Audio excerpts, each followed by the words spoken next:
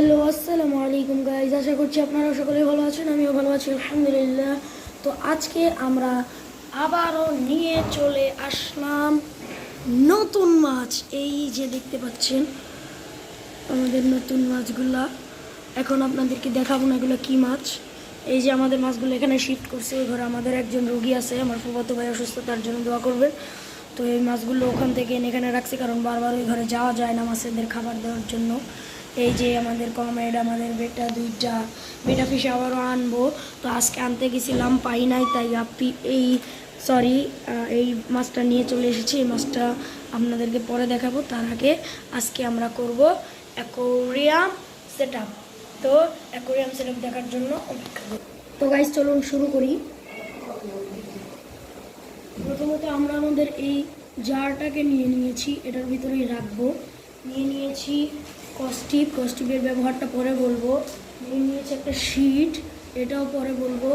নিয়েছি কেচি, তারপরে নিয়েছি আমি অক্সিজেন মেশিন। এই যে অক্সিজেন মেশিন নিয়েছি। এখন আমরা আমাদের সেট আপটা চালু করবো। আরেকটা জিনিস, এই যে আমাদের স্যান্ড আর পাথর মিলানো। এত কম কেন বলবেন? আমি কম দিব কারণ তারা একটু স্পেস পাবে। আমি মনে করি পাথর একটু কম দিলে তারা স্পেস পাবে। আমার ওই অ্যাকোয়ারিয়ামগুলোতে আমি পাথর দিয়ে ভুল করছি, কিন্তু এখন সরাই না, রাখার জায়গা নেই, তাই পাথরগুলো কোথায় রাখবো? তো আমি এখানে এই যে এতটুকু দিব। তো চলুন আমরা অ্যাকোয়ারিয়াম সেট আপটা শুরু করি। তো সর্বপ্রথমত আমরা আমাদের জারটা নিয়ে নিব।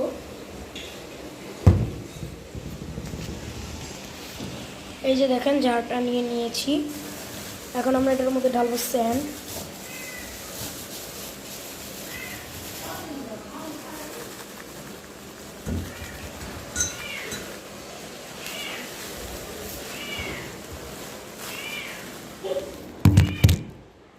তো এই যে দেখতে পাচ্ছেন আমরা স্যান্ড ঢেলে নিয়েছি। এখানে অনেকখানি আছে, ঢালতে ঢালতে অনেকখানি পড়েও গেছে, তাও আমরা এটার মধ্যে এখন আমরা নিয়ে নিব এই যে শিট কস্টিপ নিয়ে নিয়েছি, সাথে সাথে আমরা কেজিটাও নিয়ে নিব।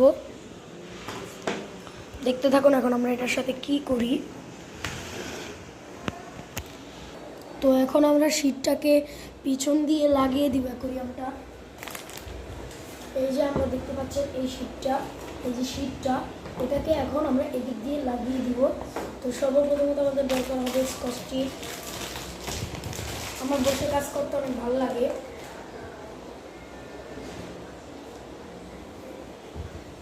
এই যে আমরা স্কচটিপটা নিয়ে নিছি। এখন আমরা এটাকে এদিক দিয়ে আটকিয়ে দিব। স্কচটিপটা খুলে নিব। এবার আমরা এটা কেচি দিয়ে কেটে নিচ্ছি। কেটে দিলাম। এখন আমরা এটাকে লাগাবো এখান দিয়ে, এভাবে রেখে এভাবে লাগিয়ে দিব। এটা রাউন্ড শেপে হবে কি না জানি না, কিন্তু আমি একটা এক্সপেরিমেন্ট করছিলাম আর কি। আমার মতে সুন্দর লাগবে না, তাও আমি দিচ্ছি এটা।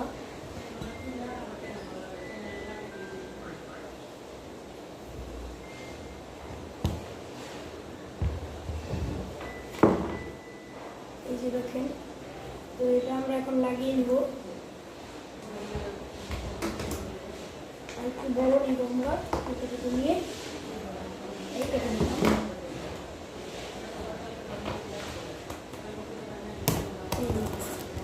এখন যে এখানে যে ভাঁজটা পড়েছে ওটা আমরা শুরু করবো।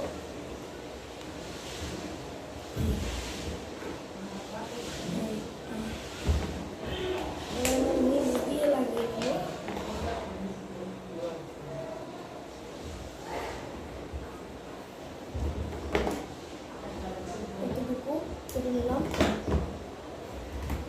আপনারা ভাববেন যে আমরা পিছন দিয়ে কেন লাগাচ্ছি। পিছন দিয়ে ভিতর দিয়ে লাগাবো না, কারণ সেটা যদি কোনো ধরনের কেমিক্যাল থাকে তাহলে মাছেদের অনেক বড় একটা ক্ষতি হয়ে যেতে পারে।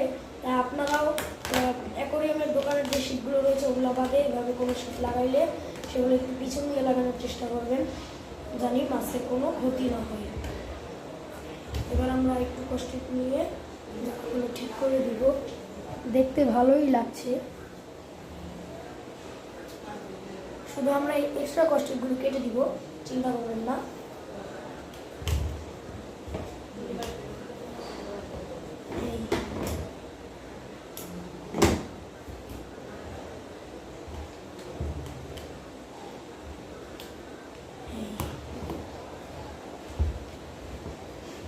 তো গাইস দেখতেই পাচ্ছেন আমরা শীটটাকে পুরো লাগিয়ে নিয়েছি।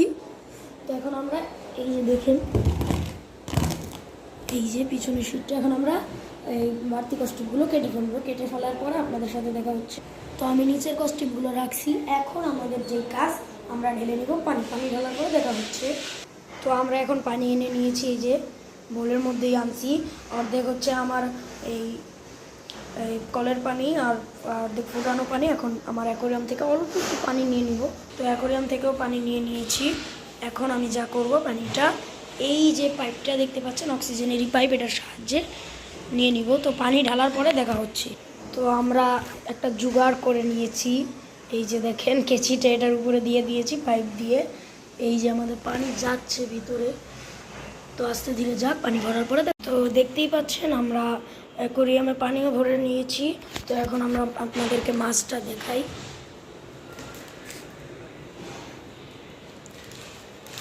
এই যে দেখুন 2টা গাপ্পি এনেছি। তো আজকে আর ভিডিও করব না, কারণ আজকে একটু পড়তে হবে, কালকে আবারও পরীক্ষা। তো দেখা হচ্ছে